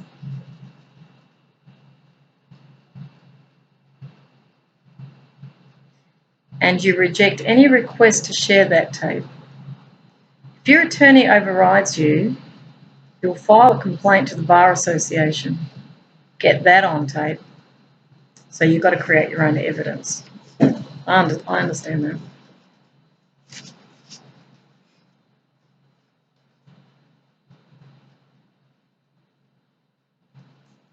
I just feel to sit with psychiatry. When I wanted to end my life, I told our human services here about it. The guy I spoke to was actually quite nice. But he said, would you like to see our psychiatrist? And my inner feeling was, no way. I didn't trust them. How's that? Straight up, I knew. And I knew I was fine, but I knew that my desire to end my life, well, I've come to understand much more clearly why that happened, because it went on for quite some time for me. The reason that was because I was encountering a sense of powerlessness within myself due to a circumstance where I felt I had no protection. I was feeling threatened. I was also feeling unheard, so that silent treatment was sitting there as well. But on a deeper level, all of us feel this sense of powerlessness when the very supports that we've been accustomed to are kicked out from underneath us. But I'm a person that will stare in the face the circumstances I find myself in. In other words, I face the pain. I don't run away from it. And that became my doorway out of it. Because the truth was, I didn't want to end my life. I wanted to end the pain around the circumstance I found myself in. But I was unable to end it because I couldn't figure out what the problem was. And this is the psychological, the subtle, covert side of it. Couldn't figure it out. I knew I was experiencing a form of attack, but I wasn't able at times to understand what that meant because it was subtle. But thankfully, I have enough confidence in my own sense of self and truth that I was able to navigate my way out of what was potentially life-threatening for me. So when she's speaking about psychiatry, I can see that, and I can also see how the other parties can use it to discredit you. And I've already had someone attempt to do that who doesn't even know me. Not on the basis of any psychiatric examination, but on the basis of a response to something I had written, where they used that in order to discredit my statements. But anyone that's astute would have known that that other was doing that deliberately, and I certainly pointed it out because I could see it. It's interesting. So there was another teacher for me there as well. I've had lots of teachers, and they are indeed teachers. I'm very fortunate in that I don't harbour negative feeling towards people, which is one of my strengths. I think it's because I can see them. Yeah, I see it for what it is, and I as long as I learn from it, which is what I do. So going on to her rules, she's advised to take a tape recorder. Rule 3, demand to see all documents cited in the evaluation. Warn the loony psychiatrist that you are prepared to challenge their conclusions, even to the point of seeking financial damages in a malpractice lawsuit. Be warned, some of my private papers got rewritten by psychiatrists to appear more outlandish. Watch out for the psychiatrist. Always double check if you have supporting evidence, like my 12-month of observation notes from Family Health Services in Maryland. Specify that those must go to the court too.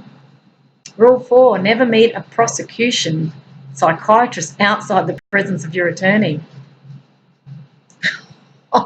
This next statement's funny. Their job is to screw you. So you think, oh, he's a nice guy. Yeah, right. That's what they're hired to do. Everything you say ends up with the prosecution. If there are topics you want to avoid, you have every right to refuse to discuss them. Do not present your defence. Always invoke your Fifth Amendment rights under the Constitution. I wish. Unless you're pleading guilty, refuse to answer questions regarding events tied to your alleged crime. They will try desperately to compel or manipulate you to talk. If your attorney attends the interview, he can stop a psychotic shrink from asking the same question 20 times. I put it to you, Miss blah, blah. You did blah, blah. I just got to add to this because it just reminded me. I remember being a witness in a rape case years and years ago when I was quite young. And I was up on the dock and I was actually a witness. And the guy who had committed the rape, of which I was a witness to, was in the other area. You know, he was in the dock, really. And I'll never forget, his barrister was just, I remember the events very clearly. I still do. I remember things amazingly clearly. And my other witness got confused. The other witness, who was my friend, she got confused. But I was really clear, and he was badgering me to the point where he made me feel like I had raped her. And I remember walking away from that going, that was very interesting what he did. He manipulated the circumstance to make me feel like I had done something wrong. I mean, what sort of mind does that? Can you imagine a job where you have to continually look for the negative? You've got to abuse a person to get them to say what you want them to say, so you win and you get paid a lot of money.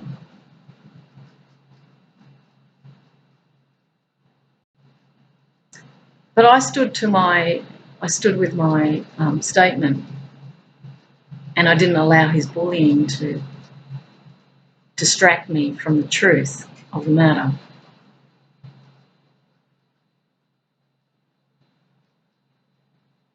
And that guy who raped this woman was in her 30s and I was in my 20s.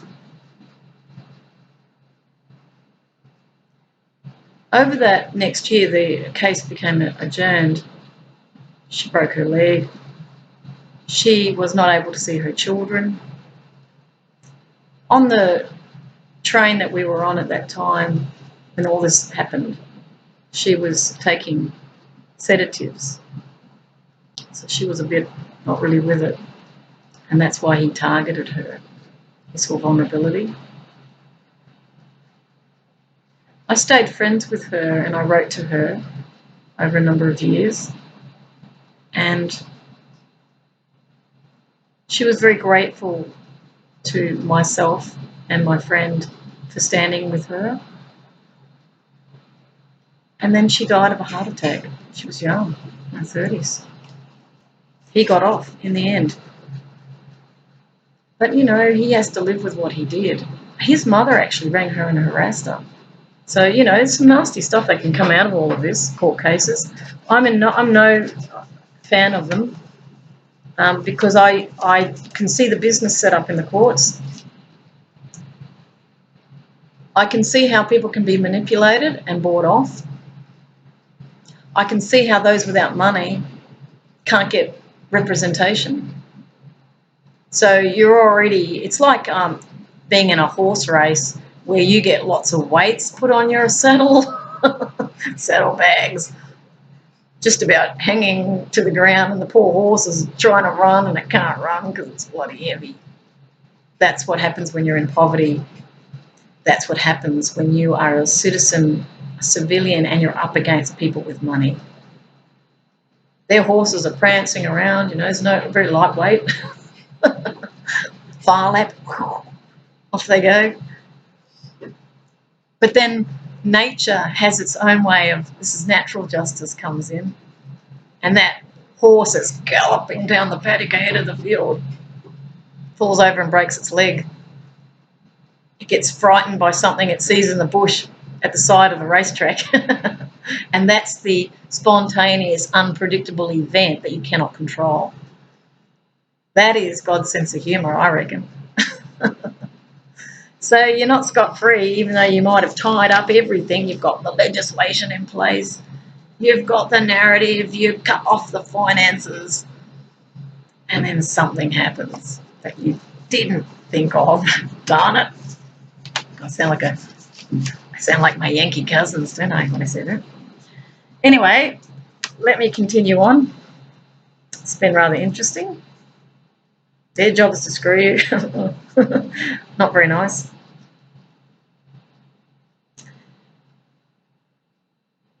If your attorney attends the interview, he can stop a psychotic shrink. I'm laughing at her language. From asking the same questions 20 times, remember, which they will do. It means they don't like your answer. Oh.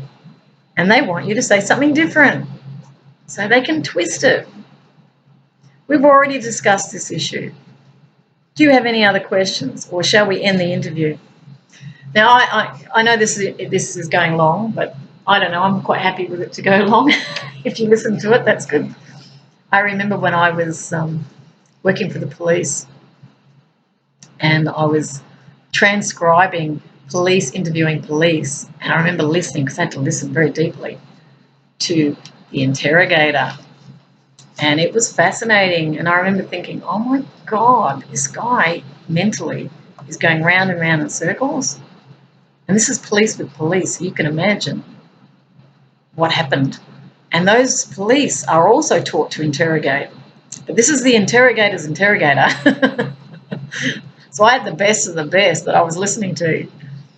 And I remember him going in circles. And I honestly, you know, because I wrote every word of all these police interviews, I remember coming out of it thinking, God, if I ever get pulled up by the police, don't say anything. So I'll just go round and round. Whereas I'm the opposite today. I'd say everything. I hold those who've been certainly observing my progress, and I know who you are, they'll be going, oh God, she talks about everything. Does she ever sleep? No, she doesn't. You'll just have to get a sense of humour, won't you? I know what you're all up to. Anyway, I also know that we're all on a journey, all of us. So I'm aware of the part everyone is playing. So I can step back from what I have witnessed and I can see the bigger picture around it. So will I condemn? Well, no, I don't condemn anyone. I see they're a product of what they believe. And my work as a peacemaker is to help to raise their awareness, which is why my work is being looked at, is I'm also here to serve them. That's why I allow you to have insight into my thoughts. I'm not afraid. I really am not afraid because I trust life. For me, there is no enemy. I hate no one. In fact, last night I was thinking about how much I love everyone. And I was marveling at just how real that is for me. Now, most people would say, how can you love everyone? It's like, God, peacemakers, you know. It's because I am living in a space of love. And even reading out Susan's testimonial here, those intelligence agencies, they don't want that story revealed. But I would say to you, the fact that it's being revealed is for you, not against you. It is for you to learn from that critic who is helping you to see the reality on the ground. And you have to decide who you work for. Is it for money? Do you have principles? What if she was your daughter? What if she was your wife? What if she was your sister? Would you want your family to go through that? And if your answer is no, well, then listen up. She's also talking about the complicitness of psychologists, who she's calling psychotic shrinks. So these are the ones that are brought in to torture as well. The psychological operations is for that. Nazi Germany springs to mind. How they used psychiatrists. They experimented on Holocaust. And not just the Jews, there was others, Polish, there were a whole raft of other nationalities involved in these concentration camps. So she's made, alludes to the Gulag, the Russian Gulag. These are horrendous torture spaces. We can easily go to Guantanamo Bay, Egypt. I remember hearing about stuff going on there. I think it's in many places, and I think the words what goes around comes around. Everything comes full circle because that's the nature of life. So whether you like it or not, it's coming back to you through the whistleblowers, and they will keep coming because they have to.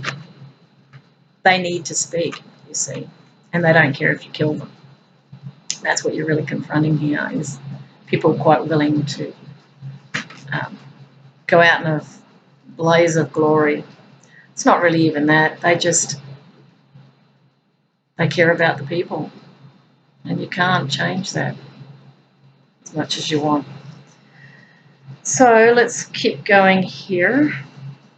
So we're talking about interviewers who are just giving you 20 questions and harassing you. Rule number 5, if something's off topic, don't discuss it. I would. I just had a vision of the poor interrogator. Okay, we've got enough. It's enough. God, I have to go and read all this stuff now. Can't you just do a quick preamble? Sorry. Oh, and another thing. No, I'd be someone they'd like, because I would definitely say everything. That's the way I am. Simple response is, this matter has no relevance to the current legal situation. I'm not going to discuss it. If you're going to pursue that line of questions, then we're finished with this interview. Are there any other topics? Are you done? Or are you done? They're fishing. Keep your comments to the barest minimum. Oh, I probably don't go well there. And remember that you don't have to answer their questions.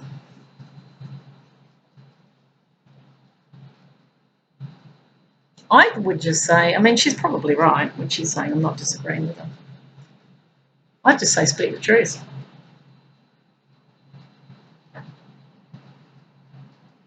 See, it's the love in me that I just felt then. Just speak the truth. It's nothing to fear. It's like, okay, yeah, they're gonna try and go round and round. Just speak the truth. Truth sets you free, and she's doing that now. Rule 6, never presume that a psychologist who appears reasonable and benevolent discussing your life is actually rational in their own thinking. Psychology can attract individuals who are seriously disturbed in their own lives. That's true. I know that. They're often trying to figure themselves out. I've met psychologists that haven't got a clue, and they've got some fairly distorted viewpoints. They get very technical. See, they get very heady. See, to really suss people out, it's not about psychiatry, it's about human nature. I usually can get a sense. I'm not using models. So psychiatrists are often probably more confused when they come out of university because they've got all these models, and it's like, you've got to fit that model, don't you? Oh, you're a this, you've got this sort of problem, you've got that sort of problem. Your childhood was bad, yes, I can see now why you're insecure, you feel inadequate, you have to compensate because such and such. So you don't love yourself, do you? Did you ever have a fantasy of greatness? You can just see it now. Now, what's wrong with that? Leading questions, firstly. Framing the universe and getting them to fit the box. Secondly, you can easily misdiagnose. It's about labelling people, it's not about healing them. That's what the problem with psychiatry is. It's about chemicals, it's not about homeostasis, balance. The brain, like the rest of the body, sorts itself out if you give it balance. So a person who's got mental health issues, you don't give them drugs, you give them peace. You give them validation, you definitely give them love. Because what you're really doing is you're working on a fairly deep level of rebalancing, because the negative is the lie. They're in a lie about themselves and they don't love themselves. They take on the pain of others who have abused them, and they have believed that they're not good enough. They've felt rejected or they've felt alone. So what you do is you let them know they're not alone, that the other rejected themselves by rejecting them. When anybody rejects you, they're not rejecting you, they're rejecting their judgment about you. Now, any sort of judgment about you is clearly in error, because judgment is toxic. That's why, what does the Christian say? Thou shalt not judge. Joshua said that. Thou shalt, well, did he? Yes. Thou shalt not judge. Those who cast the first stone, have a look at your own attitude. Get the log out of your own eye. See, all the parables are coming. You see as you are, not as they are. And that's the first rule. If you want to heal someone with a mental health issue, know that when you're sitting there judging them, it's coming out of you. So whatever you see in them is in you. It's judgment. Discernment is different. Discernment is sensing. It's distilling the truth of the matter.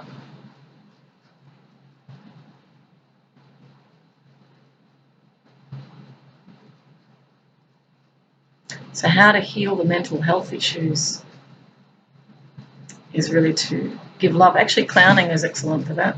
Get them laughing. Ah, abuse, ha ha ha ha. We used to do ho ho, ha ha ha.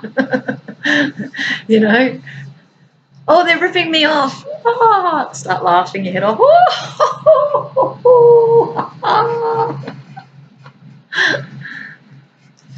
You know, I got bullied. Oh, hilarious. What does it do? It empowers you, because you're actually generating endorphins, which is empowerment, upliftment. Seeing it for what it is, superfluous memory that you're clinging on to hit yourself over the back with because you think you're a victim. No, the past is the past. It's gone, finished, done. By all means, utilise the memory of the past in order to inform a better future, but the past is the past. We've all moved on. Hilarious. So psychiatrist she doesn't really get into, that's very clear. She said a court-ordered psych evaluation is a power trip. They think they look important if they're screwing people. It sounds unbelievable until it happens to you.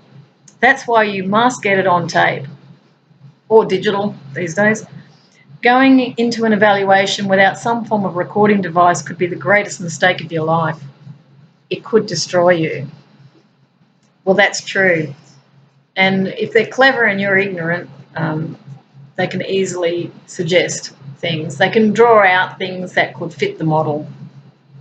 Well, have you not stated X, Y, Z?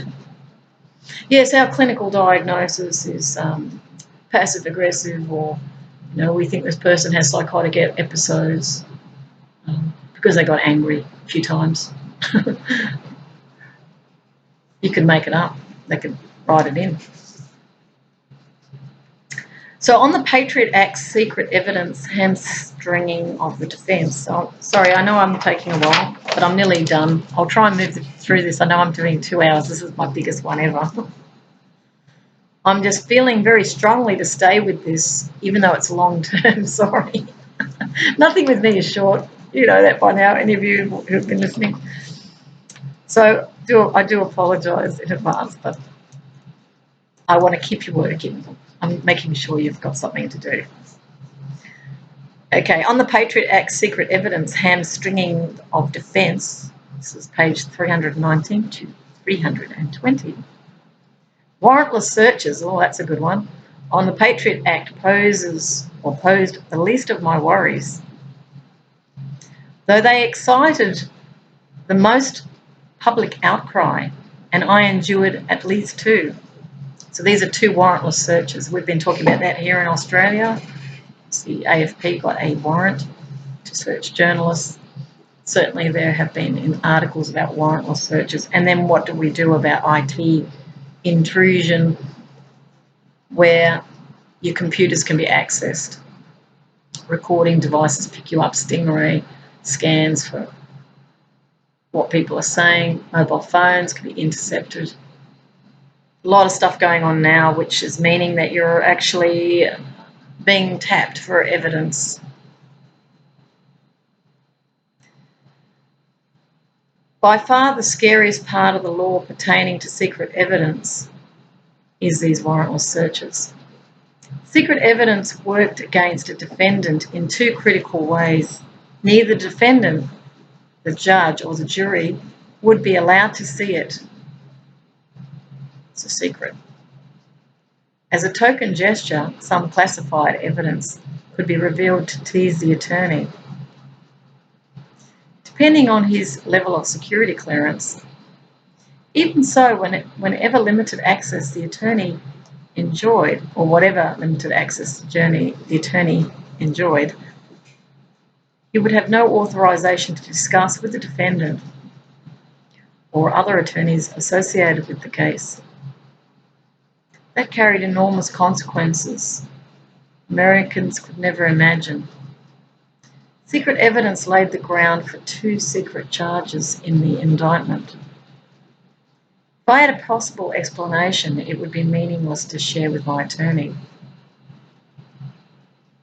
In all likelihood, he would not know the nature of these secret charges either. That creates unexpected logistical difficulties at trial. Any alibi would be purely speculative.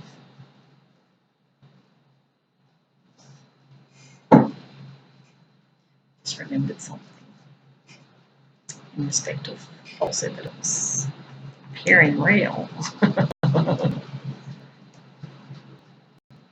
So if they're vague around it, you can't even come up with an alibi.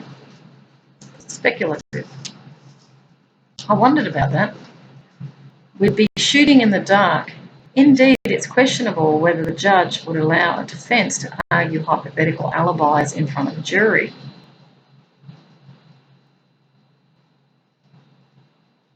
But what else could you do? For all that, it was dawning on me that secret evidence on the Patriot Act carried an even more frightening and onerous burden. that I had not previously understood. Secret evidence that established my innocence and might save me from years in prison, called exculpatory knowledge, it's an unusual word, knowledge, got withheld from the court too, including all important confirmations of my work as a US asset in anti-terrorism for 9 years, supervised by US intelligence. And the Justice Department greedily withheld validation of the truth. They simply declared it classified evidence and refused to acknowledge it.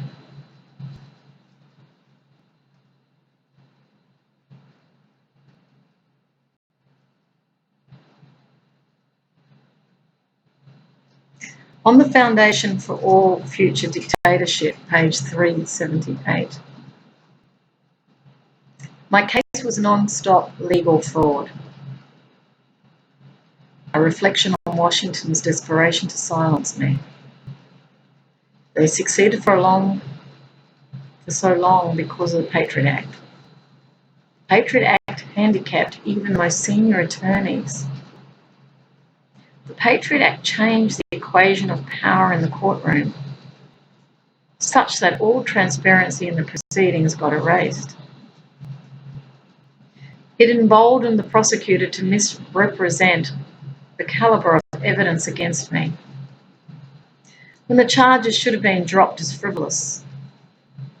As time went on, protecting the lies invented on Capitol Hill required yet more abuse of my rights and more deceptions to safeguard Republican officials from exposure. It's why I call the Patriot Act the foundation for all future dictatorship in the United States. It's a very dangerous law. My case demonstrates several critical reasons why the Patriot Act should be repealed immediately. Every leader who supported the Patriot Act should be removed from power, Democrat or Republican, without exception. The Patriot Act should be a litmus test for judging who's qualified to protect the best traditions of democracy in our country and who's unfit for leadership. It's that bad. And that finishes there, but I think she says it all, doesn't she?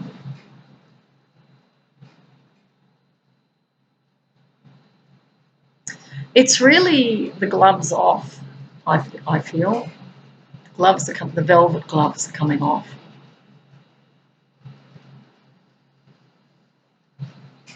As the true face of power reveals its ruthlessness and its preparation to destroy the life of an innocent person for simply their own benefit. And the thing is, it's like when you're caught in a lie with your pants down. They say, that was a joke I heard years ago, a lie is like, being caught with your pants down. You've been caught. The emperor has no clothes is one I often use in poetry too. They parade around naked and they make out to everybody that, hey, look, terrorism. We're the victim of terrorism. Look out, there's terrorists. We've got to have more security. We've got to reduce civil liberties. We need to protect you. Security means, unfortunately, you have to give up certain freedoms. This is the I can feel the threads being made. Like the people come around the emperor and they make all these threads, but it's invisible. They say, oh, you look wonderful. This. And what it is it's they're making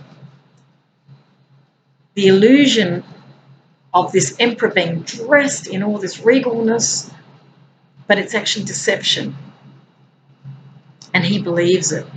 What do they say about a lie that's said over and over and over becomes the truth? And the law of attraction works on that too. So if you keep banging on about terrorism, you create it. Well, they also invest in it too. There's been investment in it without a doubt to keep the illusion going. I'm just feeling to go inward for a moment.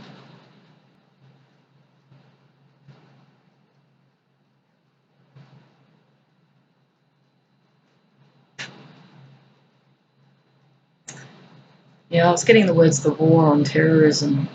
The very fact that they're fighting, making out they're fighting against terrorism. And of course not acknowledging their own acts. I like that bias. You are the, can't look in the mirror. But the war on terrorism is futile, because the war on anything, well, it may not be futile depending on what your interests are, but if you fight against terrorism, you create more of it. So maybe that's why they got a war on terrorism. So it wasn't illogical for them to call it that, because the more you focus on it, the more you create it. It was also creating a schism religiously because of the Muslim. They sort of put all Muslim nations in the one basket. And the poor women who wore the burqas, you know, they were identifiable as Muslim. So they were experiencing persecution because of the powerful media drive to demonise that evil other. This was a very common narrative. Because you've got to set up the enemy. This person has to be set up, or people have to be set up, in order to justify violence, which is coming from a very, very deep base of fear. And I have felt this. Fear is huge in those orchestrating the events.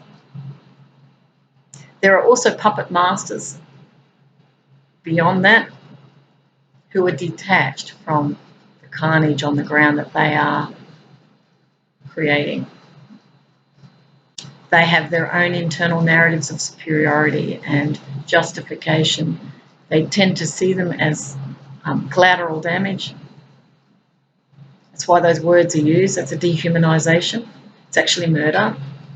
But they use the words collateral damage, friendly fire. They have all these labels that get thrown over the top of a destructive event. Because it's a little bit like, funny, I'm making a bit of a sideways jump here. If you're buying meat, you're not seeing the animal slaughtered and carved up and served up. We put them in packets. Doesn't look anything like the animal. We put plastic over it.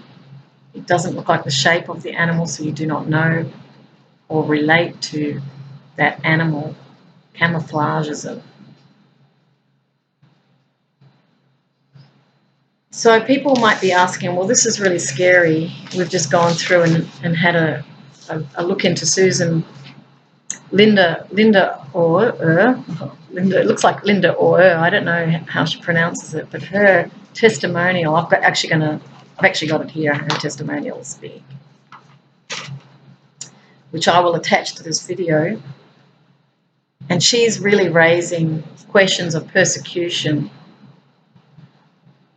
in a supposedly democratic country for raising issues in the public interest, in the national security, and witnessed herself being put into a star chamber scenario where she was set up legally and feeling incredibly defenceless as legal legislation such as the Patriot Act had been put in place in order to hobnail her so that she cannot defend herself, which is the very basis of US democracy, is the right to defend yourself in a court of law with an unbiased judge to ensure that justice is done and seen to be done.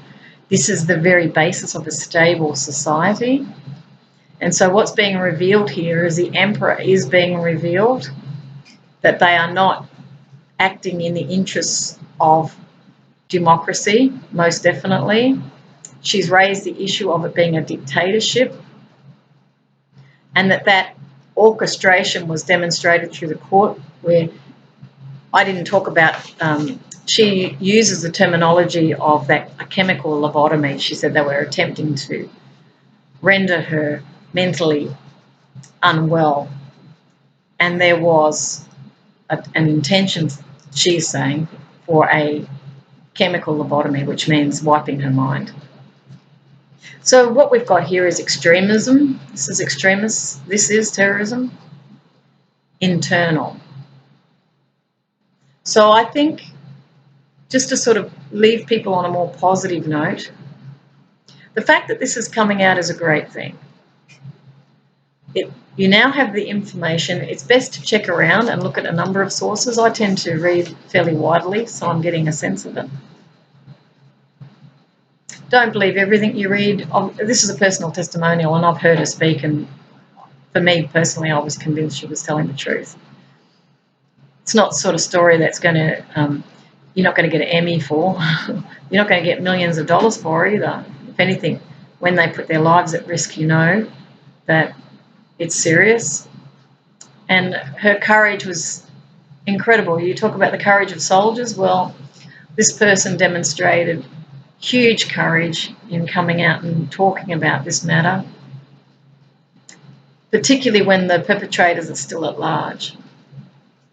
And they are perpetrators at large.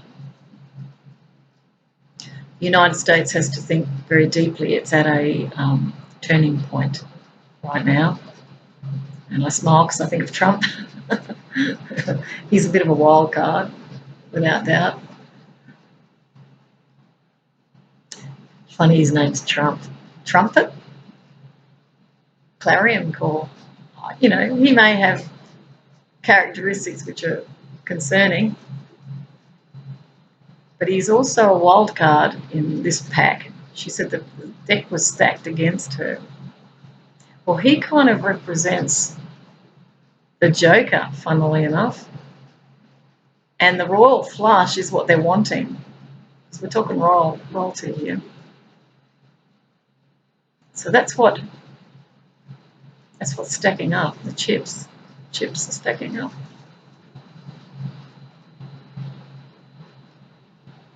Any last thoughts?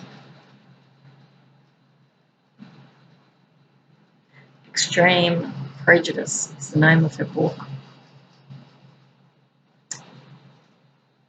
This is a movement without values. It's prejudicial to its own cause. It values assets, profit maximisation, property, ownership, materialism. It equates worth with what you have, not who you are. It sees zeros after numbers as the decider of whether you're in the club or you're outside the club. It has no hesitation to murder hundreds of thousands of people, if not more. So psychopathic profiling would come around this. It uses any means possible in order to silence that opposing view. It's a zero-sum game, this type of mentality, because you're going to just end up with endless people lining up to speak up, and they will.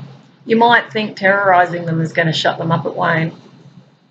If anything, the more you push against, remember, those who have been watching my stuff will know some of the statements. What you resist persists, what you look at disappears. As you push against it, it pushes back. They call it pushback. It's a natural law.